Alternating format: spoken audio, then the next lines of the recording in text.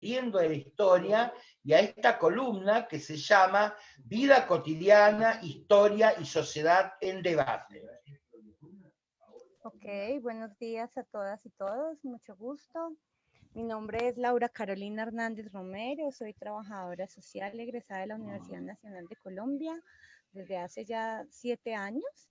Y estoy aquí hoy como invitada del programa. Para mí es un gran honor participar en él. Muchísimas gracias. Bueno, Laura, nosotros charlando un poco, y yo le contaba recién a la producción, habíamos pautado algunos temas en los que me parece que vos nos podés traer alguna, digamos, iluminarnos en cuanto a cómo es, cómo fue, y a lo mejor cómo está siendo todo este trabajo que vos hiciste un tiempo en tu trayectoria profesional con el tema de migraciones forzadas, ¿no? Que estamos hablando de los desplazados, jóvenes, niños, ancianos, que por la situación de guerra, ¿no? Yo hoy más temprano charlaba que se ve más pacificada y vos me hacías un poco una cara así, bueno, también podemos hablar en qué punto está eso. Contanos un poco cómo es y cómo fue ese trabajo, con qué te encontraste, con qué relatos, con qué situaciones de vida, con qué historias te encontraste vos al abordar a esa población que queda tan vulnerable, como yo decía hoy temprano contigo, que han tenido que abandonar sus casas, sus barrios, sus territorios, su lugar, y cómo esto impacta en la integridad psicosocial de las personas, ¿no? La palabra es tuya, Laura.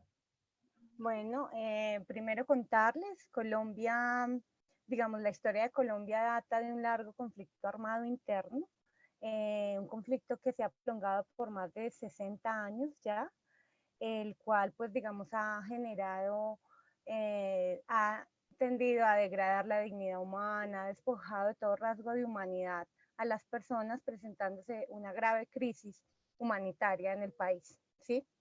¿Qué pasa? Allí tenemos varios integrantes en el conflicto armado, como son actores ilegales, las FARC-EP, el ELN, y también tenemos actores legales, en donde también está el Ejército Nacional de Colombia. Entonces, ¿qué pasa allí? Por estos 60 años, la población colombiana, particularmente población campesina que no está en los centros de las ciudades, ha vivido los vejámenes de la guerra en diferentes órdenes, ¿sí? El desplazamiento forzado, si bien está dentro de las categorías del conflicto armado interno, no es el único que se presenta. El conflicto armado interno tiene diferentes formas en que se presentan, donde se dan masacres, en donde se dan homicidios selectivos, donde se da desaparición forzada, donde se da reclutamiento de menores de edad para vincularlos a grupos armados ilegales. Y el desplazamiento forzado allí es uno de los que más impacto, digamos, en el que tenemos mayor población víctima. ¿Por qué? Porque la población es señalada en sus territorios o se les pone a que decidan si se quedan o dan a sus hijos, muchos de ellos y ellas huyen para salvaguardar sus vidas y la de sus familias. En ese orden de ideas, yo he venido trabajando desde que estaba vinculada a la universidad en espacios donde se trabaja con las víctimas del conflicto armado interno, víctimas de diferentes vejámenes, pero particularmente víctimas del desplazamiento forzado. ¿Qué es lo que hablábamos con Félix esta mañana? Colombia, particularmente Bogotá, que es la capital de Colombia, es la que recepciona la mayor cantidad de población de víctimas de desplazamiento forzado. ¿Qué pasa allí? Claramente, cuando a ti te toca salir de tu territorio, dejando absolutamente todo, tus terrenos, tu familia, tus vínculos, tu escuela, y llegar a un lugar donde eres señalada, porque tú acá encuentras muchas personas víctimas del conflicto, viviendo debajo de puentes, en unas condiciones infrahumanas realmente, en donde se desplazan 4, 5 y 6 personas de un mismo núcleo familiar, la situación se torna muy compleja. En el 2016, en Colombia, como parte de un proceso de acuerdo que se dio entre el gobierno nacional y las FARC-EP, se establece el acuerdo de paz, ¿sí? En el 2016.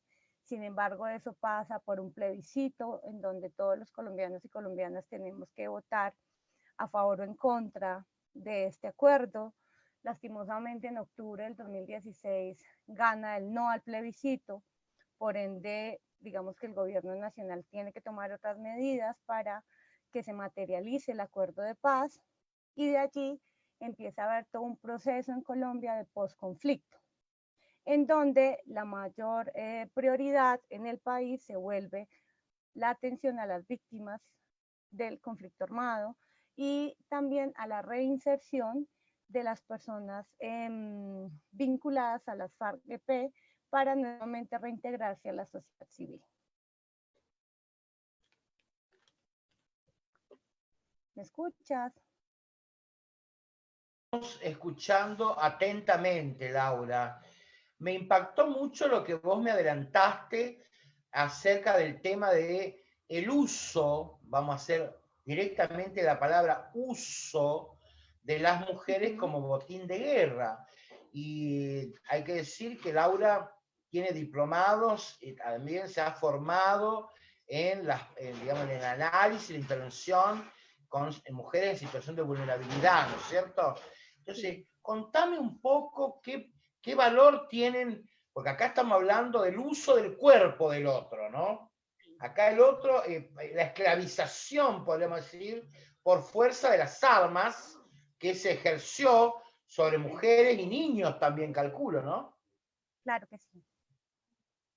Bueno, Félix, yo he venido trabajando también desde la universidad un tema en relación a los hechos de violencia impactados directamente en el cuerpo.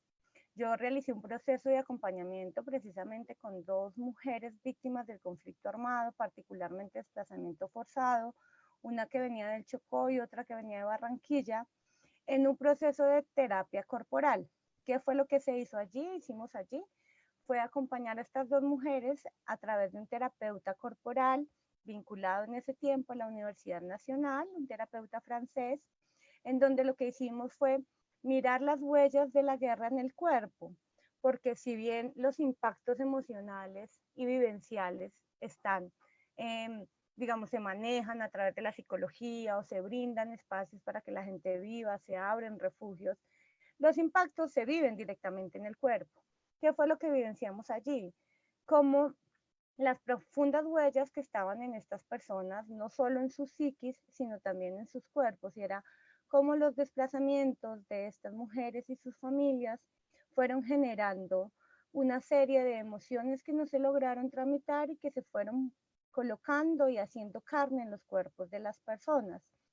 Este proceso, digamos, hizo que yo particularmente me interesara muchísimo más por el tema de los impactos en los cuerpos y hiciera un proceso de acompañamiento. Ahora bien, cuando mencionaba esta mañana y te mencionaba las mujeres son usadas en el marco de la guerra del conflicto armado colombiano como botín de guerra, no es una propuesta que haga yo y que sea nueva, es una propuesta que han venido desarrollando diferentes instituciones y entidades que se han dedicado al estudio de los impactos de la guerra y en donde se han hecho investigaciones donde se ve cómo a las mujeres se les ha usado en el marco de la guerra para minimizar a las poblaciones, para vengarse del enemigo, ¿sí?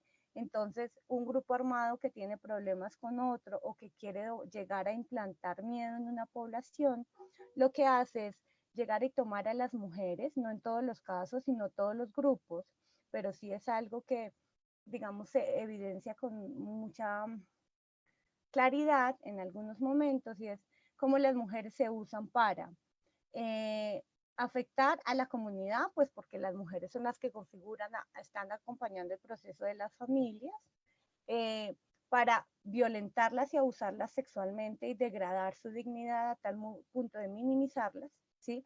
Y que ello implique también y tenga unos impactos en la sociedad y en la comunidad, para volverlas sus esposas también como método de guerra y es como, esta es la pareja de mi enemigo, entonces yo la secuestro, la tomo, la violo, la abuso y de esta manera las mujeres son botín de guerra de manera particular en el contexto del conflicto armado. ¿Y los niños, Laura? Las niñas y los niños, digamos que es un tema también muy complejo porque lo que yo mencionaba anteriormente y es la población infantil, particularmente ha estado vinculada, las niñas, por ejemplo, han estado vinculadas a procesos en donde se les llevan para ser parejas de los jefes de estos grupos armados. Y los niños, también incluso las niñas, son reclutados de manera forzosa por los grupos armados ilegales, ¿sí? Entonces, digamos que dentro del acuerdo de paz están diversificadas diferentes formas de atención y una de ellas es la atención a niños y niñas que han sido y fueron vinculados al contexto de conflicto armado por grupos ilegales, ¿sí? Son llevados a las fuerzas, a estas fuerzas armadas, para ser eh, parte de los grupos y empezar a inmiscuirse en temas de guerra. Mientras vos hablaba, a mí me iban como surgiendo algunas preguntas que me pasa a mí, tal vez los profesores de historia lo tengan mucho más claro que yo, pero vos podés decirnos y contarle a la audiencia, claro que vos sos joven, una niña, no tanto, pero una mujer joven, y este conflicto tiene más de 60 años, decías vos, Sí, ¿no? En toda esta intervención que vos hacés con esta población, dos cuestiones. ¿Vos sí. qué entendés? ¿Por qué está dado o qué quieren las FARC o cuál es el conflicto que lleva a una guerra tan violenta, tan atroz, con tanto tiempo, 60 años en guerra? Es mucho. ¿Qué entendiste vos? Por supuesto, uno quiere ir y leer y averiguar, puede hacerlo, pero vos, como una protagonista cuasi directa de los efectos reciente de todo esto, ¿qué te queda a vos como, digamos, como idea de por qué la guerra? Y lo otro, ¿qué te pasa a vos como profesional? Porque de verdad yo tengo 30 años de profesión y probablemente nunca tenga, ojalá nunca tenga que tener una experiencia, pero para eso nos preparan a los trabajadores sociales.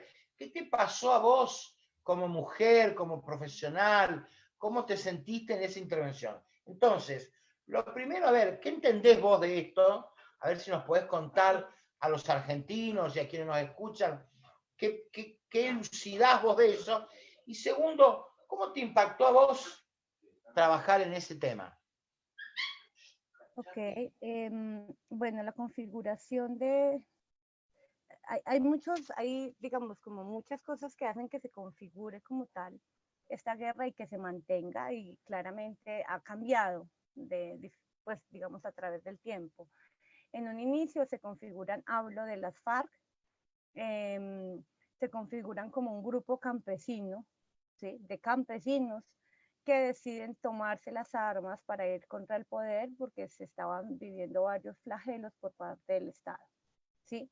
Entonces, en una primera instancia, las FARC se configura de esa manera. De manera paralela está el paramilitarismo, que el paramilitarismo básicamente son personas a quienes los terratenientes les pagan para que protejan su tierra, ¿sí? Sí, como un grupo sí, de guardias para que solventen pues y cuiden los predios de terratenientes. Eh, y ahí, pues digamos, más adelante se empieza a dar el choque porque entonces contratan a paramilitares, se cruzan con las FARC, luego ya surge el ELN, que es otro grupo armado, eh, cada uno con diferentes pensamientos, que es lo que yo siento. En Colombia, digamos, la mayor problemática ha sido la posesión de la tierra, ¿sí? La posesión de la tierra. Colombia tiene en muy pocas manos concentrada la gran cantidad de territorio y la pobreza extrema y la vulneración de derechos es muy amplia, ¿sí? Entonces se constituye de esta manera a través del tiempo, digamos, eso lo que va generando son unas guerras, ¿sí? Unos conflictos en donde la población civil está en medio en donde se requiere desplazar a un grupo de gente porque se necesita tomar ese predio para, no sé, infraestructura en términos de multinacionales y demás. Entonces lo que hace es un grupo armado llega y desplaza a la población, intimidando, asesinando, además. Pero luego allí ya hace su aparición el tema del narcotráfico, entonces ya como que los pensamientos de estos grupos se permean por el tema del narcotráfico, nuevamente por el tema del poder, y allí continúa el proceso de guerra mucho más amplio, se vinculan más personas.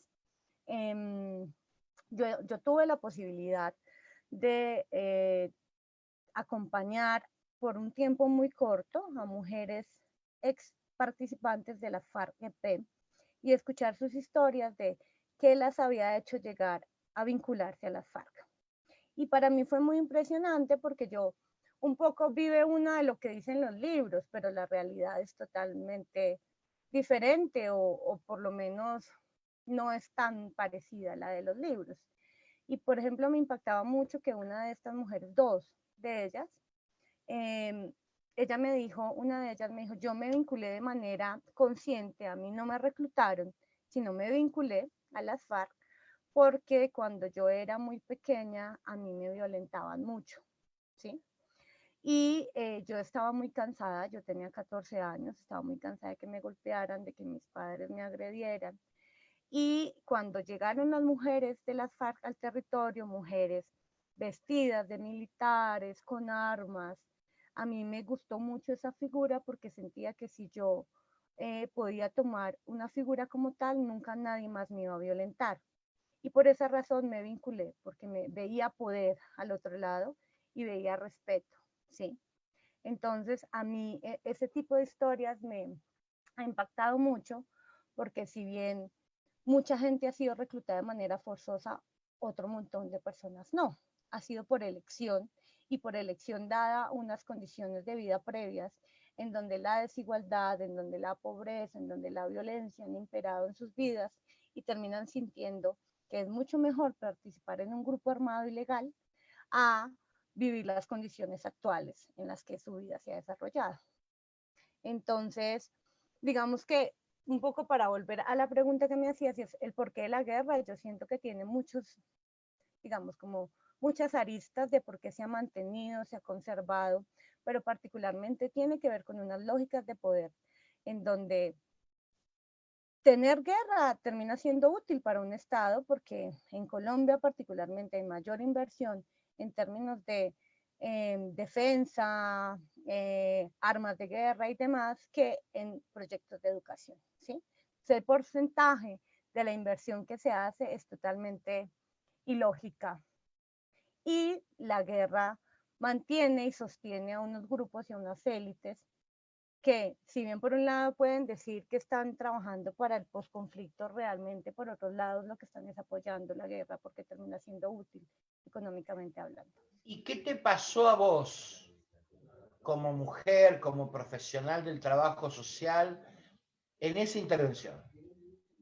¿Qué me pasó? Digamos que yo siento que mi vínculo con el tema del conflicto armado, porque cada, digamos, en la universidad cada uno y cada una tenía la posibilidad de escoger entre diferentes prácticas, eh, a mí me convocó precisamente porque yo creo que en el marco del conflicto, perdón, en el marco del conflicto armado es donde más se evidencian los vejámenes que puede vivir una persona, ¿sí?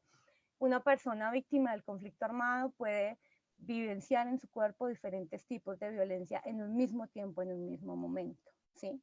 Entonces puede ser una persona desplazada, hablemos de una mujer desplazada, pero aparte que pudo haber sido agredida sexualmente, violentada sexualmente, pero aparte a quien en ese proceso antes del desplazamiento le pudieron matar a sus papás al frente y seguramente pudieron reclutar a su hijo mayor y a su hija la pudieron tomar también para llevarla a ser pareja de uno de los actores armados.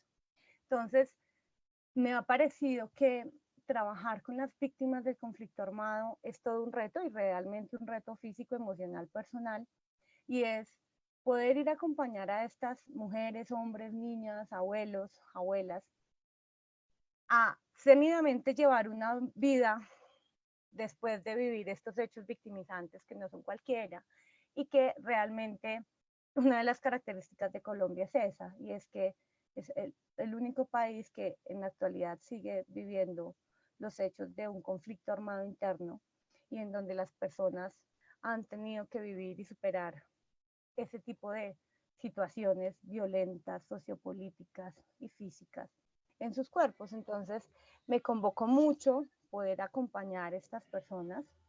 Eh, y pues realmente desde allí empecé a hacer los procesos de acompañamiento con niñas y niños, en ludotecas, en las unidades de atención a víctimas, luego directamente con mujeres. Ya después estuve vinculada a la Organización Mundial de Migraciones y estuve trabajando con víctimas del conflicto armado en Putumayo. Y escuchar a estas personas también, si bien es muy impactante, creo que también me ha enseñado mucho de la vida, porque no es lo mismo trabajar con una problemática, no sé, por ejemplo, niños sin bienestar familiar, que trabajar con un niño que ha vivido la guerra y que ha vivido diferentes y múltiples violencias en su ser. Y también Yo porque quiero invitar a Flavio y a Gustavo si tienen alguna reflexión, así vamos como dando un cierre a este tema y vamos pasando a otras cuestiones. No sé si quieren compartir alguna idea, alguna reflexión, algo Sí, que les haya... la verdad que nos estamos dando un lujo terrible, porque estamos hablando de una persona que tiene no solo la cuestión teórica, sino la cuestión práctica, ¿no? En vida y en su vida personal. Así que la verdad que nos estamos dando un lujo terrible. Estamos escuchando atentamente, estamos recibiendo una clase, y vos sabés que muchas de las cosas que vos estás diciendo a nosotros nos sirven como herramientas fundamentales cuando nosotros hablamos con nuestros jóvenes, ¿no? Porque a veces hablábamos sobre la migración forzada, hablábamos sobre de algunas cuestiones, algunas problemáticas en Latinoamérica, pero nos está dando un pantallazo, digamos, realmente fascinante, ¿no? Es decir, la verdad que, ¿dónde estabas, Laura? Sí, triste. Es triste, obviamente, no es una situación que recién hablamos fuera del aire, cuando hablábamos, le decimos a la gente que estamos hablando con Laura, ella es una trabajadora social, diplomada, tiene una experiencia enorme de lo que está hablando, desde Bogotá, Colombia, y cuando iniciamos fuera del aire hablábamos sobre, me acordé, porque justamente tiene que ver con la ciudad de Antioquía y Río Negro, ¿no? Nosotros acá estamos también en la provincia de Río Negro, y nos une el nombre nada más, pero bueno, fuera del aire habíamos hablado de la ciudad de Antioquia, o Antioquía, no sé cómo se pronuncia, pero bien. Pero la verdad que estamos realmente fascinados y estamos escuchando atentamente. Tenemos una pregunta para vos. Hola Laura, la pregunta es la siguiente. Después de los esfuerzos de pacificación de los últimos gobiernos colombianos, y me refiero precisamente al plebiscito tan cuestionado, si se permitía el reingreso a la sociedad civil de aquellas personas que estuvieron en armas, eh, ¿cómo se vive actualmente esa situación y si dio algún tipo de resultados? ¿Dio algún resultado ese tipo? Porque es el modelo contrario al que se aplicó en Argentina. En Argentina se juzgaron a todos los participantes en la llamada Guerra Sucia, después se indultaron, todo lo que sea, pero acá se procedió de manera diferente. Allá se procedió un plebiscito. ¿Dio resultados? ¿Se ve hoy en la calle? ¿Se ve en la atmósfera democrática de Colombia esta pacificación que se proponía? Bueno, te cuento, es algo complejo porque el plebiscito, pues lo que estaba poniendo de antemano era firmar, hacer el acuerdo de paz con las FARC-EP particularmente. Hay varios grupos armados, está el ELN, están el grupo paramilitar y está las FARC-EP. Esos tres, digamos, como los tres mayores, pero en este momento se han configurado nuevos grupos al margen de la ley, ¿sí? El grupo gaitanista y otros, no recuerdo bien los nombres, pero hay unos 4 o 5 grupos legales nuevamente constituidos. ¿Qué es lo que pasa? El acuerdo de paz lo que hace es un acuerdo con uno de esos tres grupos, que es los FARC-EP. Ese acuerdo se constituye en el 2016, es un acuerdo en el que empieza a haber mucho trabajo de manera nacional e internacional, trabajando con víctimas y victimarios de las FARC-EP. ¿Qué es lo que pasa con los victimarios? Las FARC no no me atrevería a decir un porcentaje exacto, pero más de la mitad se desmoviliza, ¿sí? Se hace un proceso de desmovilización y de entrega de armas y se reúnen todos en unos espacios que define el gobierno nacional, que son las zonas veredales, ¿sí? En estos espacios está la población victimaria, mujeres y hombres victimarios de las FARC, y allí se plantean unos procesos para que ellos y ellas vuelvan a la vida civil. ¿Qué es lo que pasa? En un primer instante yo siento que fue muy útil porque las FARC sale de los territorios y los territorios quedan, digamos, sin grupos armados, comillas. ¿Por qué? Yo estuve trabajando en el Putumayo y trabajaba con víctimas del conflicto armado precisamente, y varios de ellos y ellas me dijeron que ellos fueron unos de los que votaron no al plebiscito. Y yo decía, ¿por qué si ustedes tienen a las FARC en el territorio, lo más lógico es que votaran sí para que las FARC se fueran? ¿Qué me decía la gente? Que para mí fue algo asombroso, y es, nosotros votamos no porque sabíamos que en el momento que las FARC saliera del territorio, los paramilitares iban a llegar. Y los paramilitares, sus métodos son mucho más sádicos, violentos, agresivos, ¿sí? Entonces, eso pasó, las FARC salió de los territorios, pero paralelo a que salen las FARC, entran nuevos grupos armados y la guerra se recrudece, ¿sí? Entonces, eso es muy, muy, muy fuerte. Aparte que no se cumplen los acuerdos, digamos que hemos tenido en estos 4 años una serie de problemáticas en la aplicación real de los acuerdos. Entonces, a las personas que se entregaron de las FARC y que están en estas zonas veredales, empezó a haber un asesinato selectivo de estas personas cuando salían ya de las zonas veredales. Entonces, claramente las FARC también empiezan, nosotros hicimos unos acuerdos y usted, gobierno, no los está respetando. Se recrudece en Colombia en este momento, y desde el año pasado empezó un recrudecimiento en el asesinato de líderes y lideresas sociales por parte de estos otros grupos. Entonces, en este momento hemos visto como una nueva reaparición en unas nuevas dimensiones del conflicto armado, porque se entrega un actor con unas apuestas y propuestas específicas que están dadas por el acuerdo de paz, pero que el gobierno no ha cumplido, y entonces ahí empieza también la FARC a decir, ¿pero qué pasa? Hay algo que me parece que es bien importante, y es que a partir del acuerdo de paz se crea la JEP. La JEP es la Jurisdicción Especial para la Paz. ¿Qué es lo que es esto? Es una justicia del sistema integral de verdad, justicia y reparación y no repetición, creado a partir del acuerdo de paz entre el gobierno nacional y las FARC. ¿Qué busca? Lo que busca la JEP es ser precisamente un sistema que permita evaluar y mediar con los actores armados cuáles fueron las implicaciones y los impactos. Digamos, es para que no tengan que pasar todas las personas por la justicia penal militar, sino para que haya una alternativa de justicia para aquellos y aquellas que estuvieron vinculados a las FARC. Hay una noticia que está dando vueltas en Colombia hace 2, 3 días, y es que en el marco que es una noticia muy triste, y es en el marco antes de que se diera el acuerdo de paz, el expresidente ya Álvaro Uribe Vélez presentó, creo que eso fue conocido en todo el mundo, unos resultados de bajas de las FARC, de bajas es de personas muertas por parte de las FARC. Sin embargo, luego se descubrió que eran falsos positivos. Eran jóvenes y personas que engañaron, llevándoselas de los barrios más pobres, ofreciéndoles trabajo y llevándolas a otros escenarios, vistiéndolas con la vestimenta de las FARC y asesinándolas. ¿Qué es lo que pasa?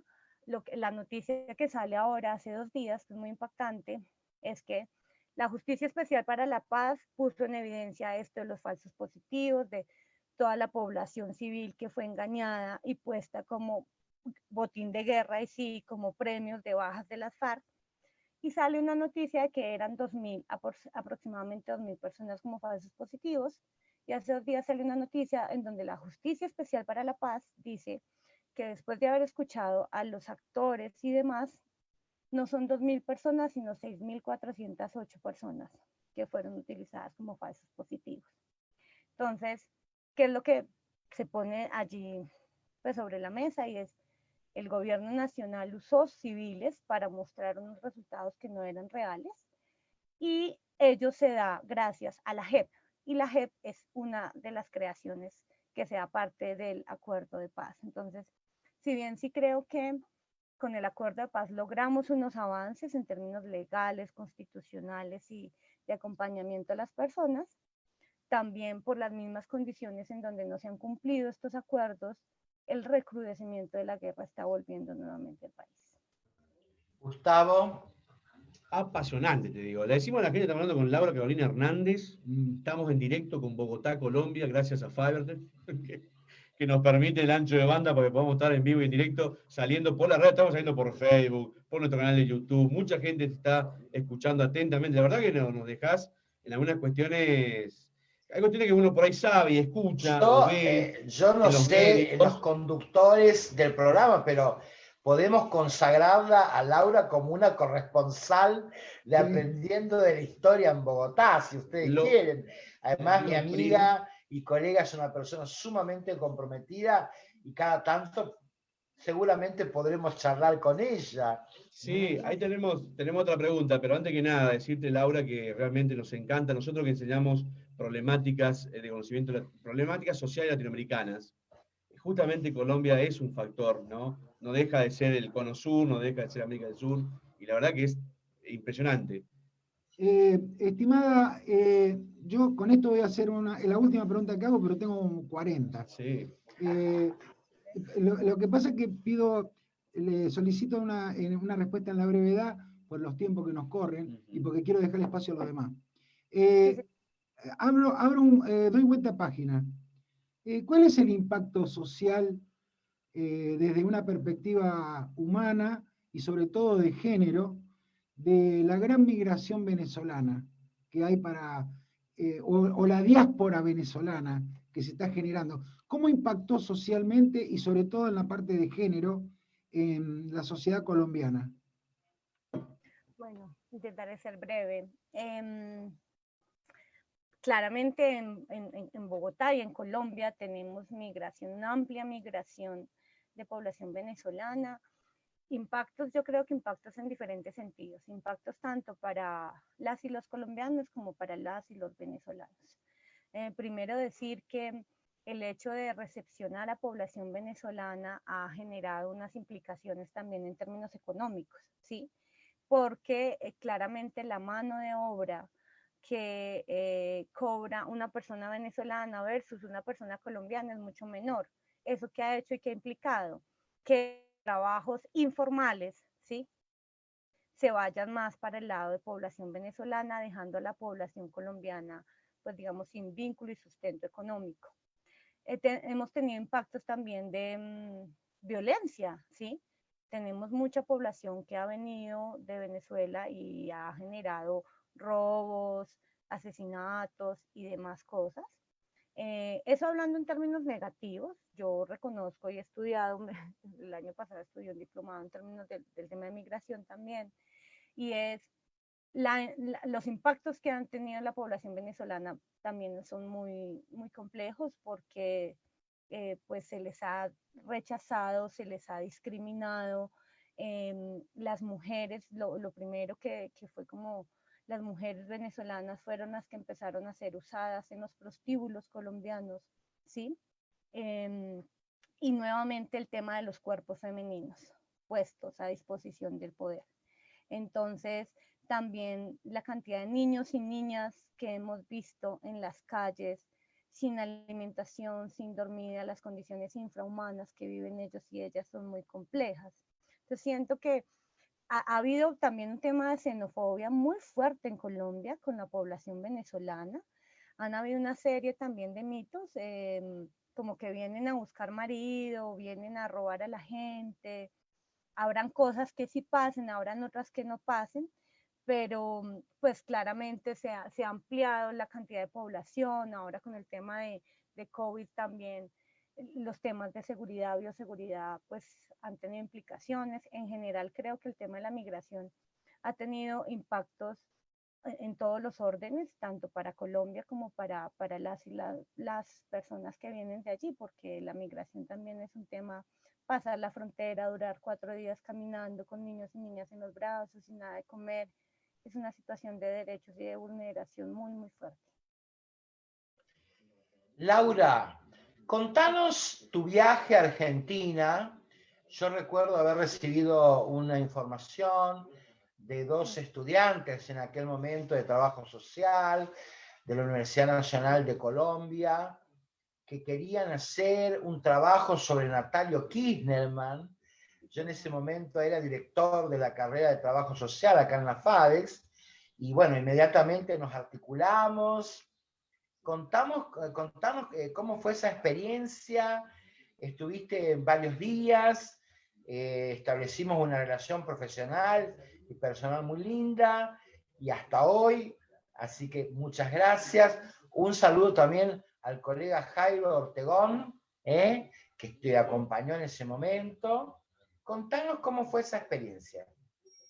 Bueno, rápidamente nosotros terminamos escribiéndole a Félix y a la Universidad General Roca porque yo hacía parte de un grupo de investigación de trabajo social de grupo y allí lo que hacíamos era lecturas de varios textos de trabajo social y empezamos a encontrar que muchos de los textos que leíamos era del trabajador social Natalio Kirchnerman.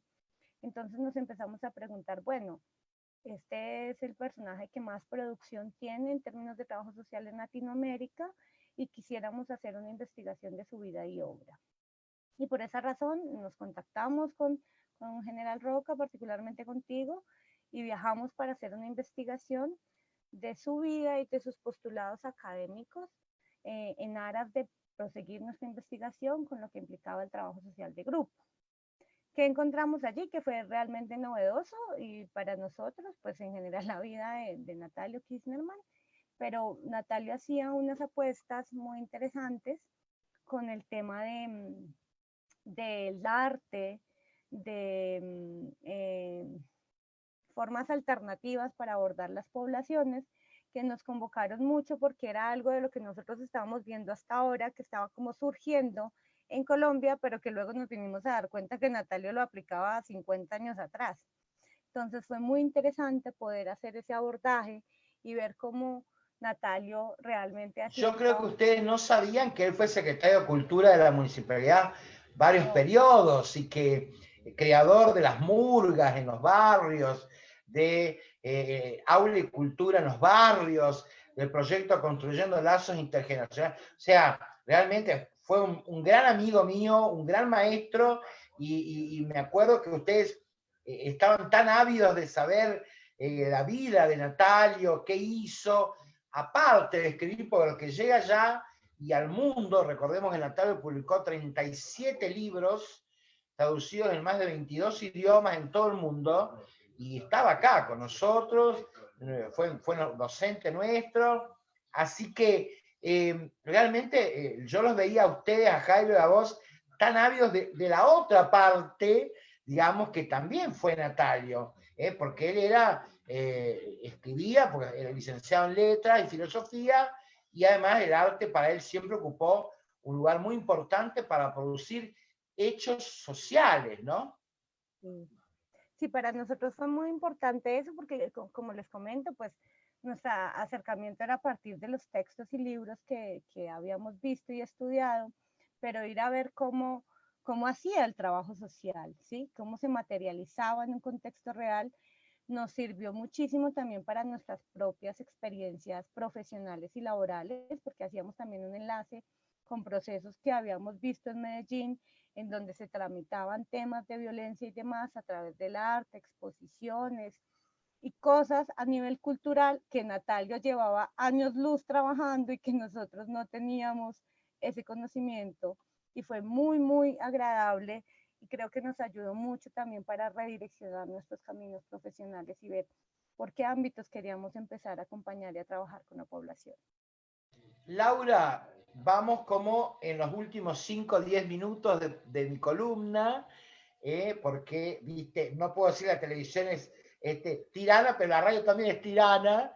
Yo de Además, la verdad hemos, creo perdóname, que Félix, merece que la perdóname. invitemos nuevamente para Sí, abordar, ustedes desde el trabajo que ustedes hacen, aprendiendo la historia, ampliar todo esto que trae Laura, que realmente nos quedamos muy cortos y con muchas ganas de seguir sí. entendiendo, desde la versión de una especialista, podríamos decir, cómo es esta conflictividad.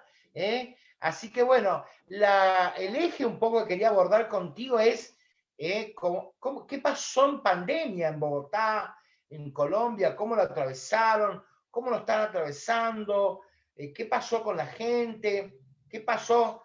Bueno, la semana que viene vamos a estar hablando de ciudadanía, con las restricciones a las libertades, porque también el Estado tuvo que actuar. ¿Cómo fue todo ese atravesamiento y en qué punto están hoy con el tema pandemia? Bueno, básicamente nosotros empezamos el tema de cuarentena. Veíamos, yo siento que en general veíamos muy lejos de que llegara aquí el virus, lo veíamos como en pantallas, había mucha burla alrededor y realmente la alcaldesa, Claudia López, lo que hace es decreta un día que vamos a tener un fin de semana de cuarentena para hacer un ejercicio, ¿sí? Práctico de cómo sería en un futuro, comillas, entrar a una cuarentena y bueno, nos metemos al ejercicio de la cuarentena por 2 o 5 días y realmente es que la vuelven a levantar a los 8 meses. Es una cosa así, nos coge a todos y a todas por sorpresa porque no se veía cerca, pero empezamos con un ejercicio práctico y terminamos materializándolo con mucho tiempo de cuarentena.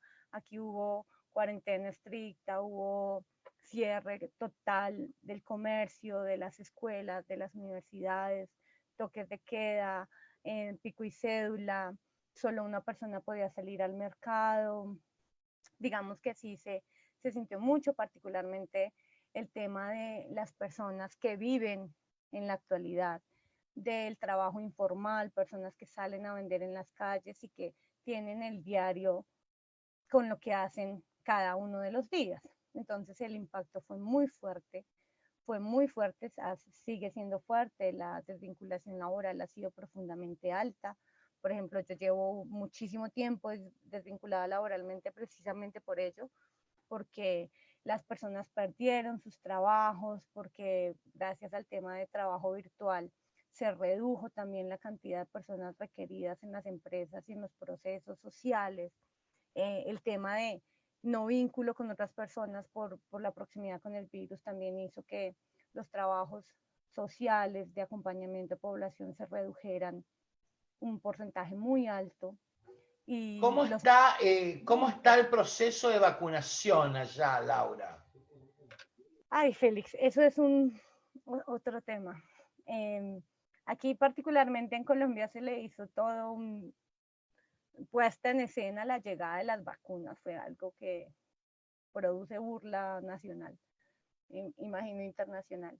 Llegan muy pocas vacunas y se empiezan, vamos como 3 días hasta ahora, 3 o 4 días en la implementación de la vacunación. No ha sido una vacunación efectiva.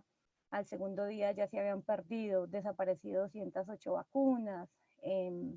Digamos que yo sigo sintiendo que esto está mediado también por unos temas de bueno, de poder en relación a, a que no hay unas condiciones dadas para que se aplique realmente la vacuna. Hay unos órdenes para la vacunación de la población, primero el personal médico, las personas mayores de 80 años. Hay también personas que no están de acuerdo con la vacuna, no hay como unos controles reales de cómo se va a acceder a la vacuna. El primer día se vacunaron solo 18 personas versus otros países 2.000, 3.000 personas, digamos que son unas cosas inauditas que uno no entiende. Hubo una problemática con el Amazonas, que ha sido una de las poblaciones más afectadas con el tema del virus, y realmente para el Amazonas se enviaron 54 vacunas nomás. Entonces hay unas complejidades muy adversas con el tema de la vacunación. y también el segundo o tercer día se reclutó en el aeropuerto El Dorado unas vacunas falsificadas que estaban llegando. Entonces, digamos que todo eso pone a la población como en caos. Hasta hace muy poco salimos de la alerta roja, hasta hace muy poco, ayer antier se quitó el pico y cédula. Hasta ahora se están levantando las restricciones, sin embargo, pues en Colombia han encontrado más de 50 y 60 personas en una fiesta, sin ningún protocolo de bioseguridad. Entonces la situación ha sido bastante compleja. El piso quiere... Perdón, sí, no sabíamos si estabas hablando de Bogotá, Colombia, o estabas hablando de Argentina, porque la verdad... No, Es de más, Bogotá. acaban de echar al ministro de Salud ayer, viste, justamente por un tema. Bueno, en Perú también sé que echaron los ministros de Salud. Es decir, estamos medio como bien latinoamericanos. Es decir, hacemos fanfarria, las vacunas llegan 200.000, no tenemos heladera, no tenemos cómo transportarla, no tenemos dónde. Yo imagino en Colombia, con la geografía colombiana, bueno, imagínate Argentina, ¿no? Es decir, No Buenos sé Aires, si, 1.000 kilómetros. no sé si los conductores percibieron, pero hoy es el Día Mundial de la Justicia Social. Pa' colmo. Sí, lo dijimos. Entonces, Digo para colmo en el buen sentido, ¿no? sí. Es decir, No venimos de sé si 24 horas quieren, anteriores. bueno, yo le preguntaría a Laura, ¿cuál es tu mensaje, Laura, en toda esta situación que estamos atravesando? ¿Qué reflexión final, qué mensaje querés compartir con nosotros, a la audiencia, desde ese lugar donde vos estás, Bogotá, Colombia? La palabra es tuya. Mensaje en relación a lo que estamos viviendo con esta crisis de la pandemia. Un mensaje personal tuyo. Bueno, ¿qué diría yo? Creo que estos tiempos han sido también tiempos para apreciar la vida, ¿sí? Apreciar lo que se tiene también, sobre todo cuidar la naturaleza, ¿no? Siento que los impactos que hemos tenido han sido impactos muy fuertes. Seguramente después de esto y en este proceso habrá que atender muchas personas por problemas de salud mental, por lo que refiere al encierro, a la, pues sí, que los vínculos se han venido cortando, disminuyendo. Seguramente los niveles de ansiedad han sido mucho más elevados. Pero yo siento y me ha parecido lindo también en medio de esto la humanidad que ha salido a flote, ¿sí? Lo importante que se ha vuelto también para nosotras y nosotros el vínculo y reconocer la importancia del vínculo con el otro y la otra, ¿sí? Porque en últimas somos seres sociales y requerimos del otro y la otra para existir, para vivir, y eso me ha parecido que ha sido lindo en estos tiempos, ¿sí? Reconocer que en medio de todo la virtualidad nos ha ayudado, si bien tengo mis serias críticas con la virtualidad y lo que ha implicado para los niños y estudiantes, el tema del colegio a través de la virtualidad y unos impactos también muy fuertes que hay allí, pues nos ha ayudado también a sostenernos en medio de todo. Mi mensaje como tal sería, primero, seguir cuidándonos. Yo entiendo que pueden haber muchas teorías alrededor de la pandemia, conspirativas y demás, pero es un hecho que la pandemia existe, que el virus existe y que creo que depende de cada una y cada uno que tenga los cuidados para aislar lo más posible de sí y de sus seres queridos este virus. Y segundo, reconocer también que cuando la naturaleza nos quiere mostrar cosas, no lo muestra y simplemente pues estamos allí para cuidarla y para hacer lo posible, porque también creo que con este virus, con el uso del tapabocas excesivo y no tener cuidado con los ríos y demás, también estamos por otro lado afectando nuevamente la naturaleza. Entonces, nada, creo que este tiempo nos ha abierto más espacios de humanidad, algunos, no a todos y a todas, pero en su gran mayoría, y apreciar la vida, que me parece fundamental. Flavio, Gustavo, ¿se quieren despedir? Sí, la verdad que nos hemos dado un lujo terrible, pero terrible lujo que nos hemos dado hoy en la radio. Sinceramente, nos ha superado la expectativa, no solo nuestra, sino también los oyentes, porque todo el mundo ha quedado así como escuchando, ¿viste? Hay mucha gente que está siguiendo por Facebook, por YouTube, y que a veces mandan cosas, pero bueno, no queremos, el tiempo en la radio también es tirano. ¿Se me escucha? Sí, se te escucha. Es un hasta luego, es un hasta luego, porque vamos a repetir esta entrevista, vamos a profundizar con temas, porque para mí fue altamente positivo de que podamos abordar desde la historia problemáticas que afectan a la gente de hoy. Y buscando las raíces, como en algún punto se nombró, buscando las raíces de hace 60, 70 años atrás, y la eterna pelea que existe en América, la eterna pelea de esas élites que se han encastrado en el poder y que no le dejan espacio al crecimiento del pueblo. Así que ya tenés, espero que podamos tener tu compromiso, Laura, la verdad, riquísimo lo que hoy has aportado, da para mucho más, pero bueno, esto es radio, aunque ha salido por video también. Hay un comentario acá, dice, muy linda la chica, dicen. Te lo digo al aire. Muy linda, de una señora, está casada, qué sé yo. Estamos poniendo, Cuando el casting depende de mí, garantía absoluta. Laura, ¿querés despedirte de nuestra audiencia? La palabra es tuya.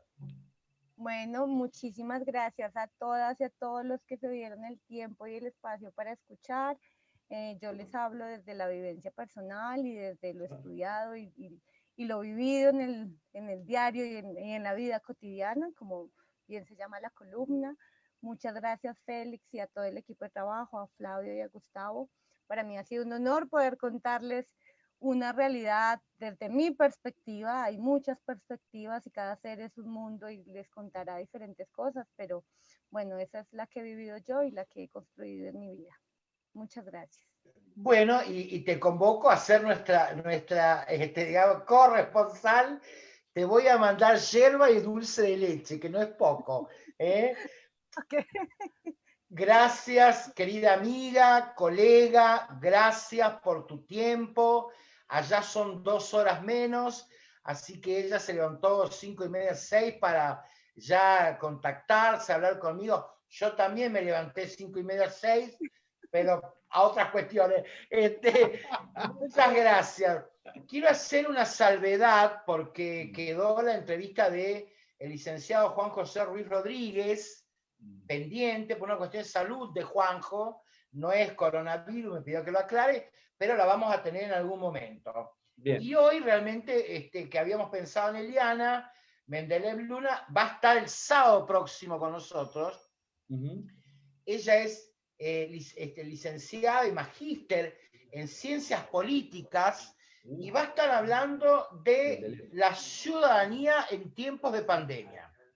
Restricciones, conflictos, yo digo el empapelamiento de multas que hubo en muchos lugares, y el endeudamiento de mucha gente, también decirlo, la situación de Formosa, la situación de este papá que lleva a su hija, o sea, ¿dónde queda? Le preguntaba yo a Eliana, y ella está recontra, con los motores prendidos, estudiando, dice, no va a ser un examen, gordo, me dice, no, le digo, no, estamos entre amigos, Nosotros sí, decirle. Pero quiero que la profesional hizo los deberes, tenía todo escrito ahí, acá también hay producción, ojo. Entonces, Eliana Mendeleev Luna, próximo sábado, hablando de la ciudadanía y en qué lugar quedó el ciudadano en este tema de pandemia. Entonces, está haciendo nuestra última entrevista del mes de febrero, que es cortito, con pata de chancho, y el otro sábado, el 6, estaremos con la secretaria de Investigación y Posgrado del Instituto Patagónico de Artes, la doctora María Inés Aguirre Zabalaga. Complicado. Bueno, nada. Gracias, Claudio. Gracias, Gustavo, Daniel. Querida amiga, un buen fin de semana para ti. Sé que estás atravesando por un alegre y feliz momento, que no voy a decir por qué, pero gracias, Félix. Felicitaciones, parabéns para vos. Bueno. Y decir que la idea es que podamos reflexionar a partir de la vida cotidiana sobre la historia y la sociedad en debate. Y no olvidemos que siempre podemos aprender de la historia. Buen fin de semana para ustedes. Muchas Buen fin de semana gracias. para todos los oyentes y Muchas los que nos gracias. ven. Un saludo para Laura de María Inés García. Bravo. Muchas gracias. Muy bien, nosotros nos vamos a una pausa, la Gracias. última. Nosotros nos vamos a una pausa, la última en Aprendiendo de la Historia, y ya volvemos en la 96.3, la radio líder en programación regional. Ahí estamos en la pausa. Laura. Para que quiero verla, porque todos dicen que es Sí, linda. no, pero no la viste vos. Ella, bueno, Gustavo, vos lo viste, pero él no te había visto. Preciosa. Sí, sí, acá muchos mensajes. Laura nos reencantó, no sabés, creo que tenemos muchas ideas y muy probable que si estás de acuerdo te volvamos a contactar en algún momento, ¿sí? Claro que sí, será un honor y muchísimas gracias. Espero que haya sido de su gusto. Totalmente, y para nosotros realmente ha sido un lujo que nos dimos. Muchas gracias y por tu compromiso y muchas gracias por todo lo que has aportado hoy en el programa y en realidad en todo, porque la verdad que ha sido, queda grabado esto, así que... Laura, de casualidad, ¿usted tiene hecho algún tipo de paper, algún tipo de informe que nosotros podamos